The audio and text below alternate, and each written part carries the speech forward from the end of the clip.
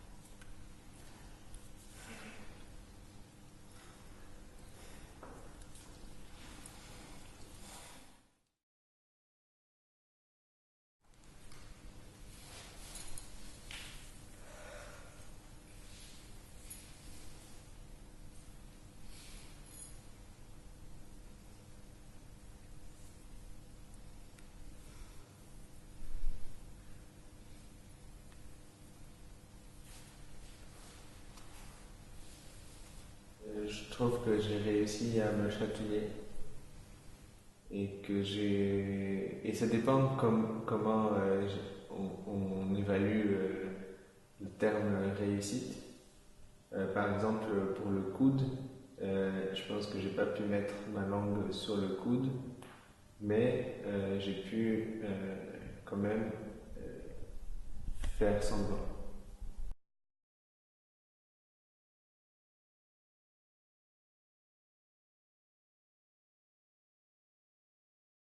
Un détail qui prouve qu'on a bien fait de vérifier. C'est pas tonitruant, mais ça donne foi pour la suite.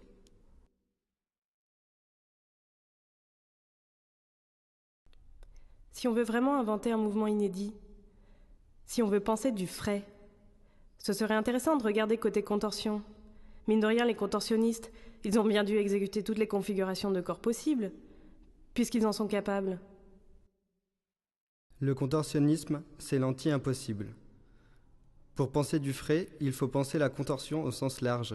Il faut tout tordre. On fera mieux la prochaine séance.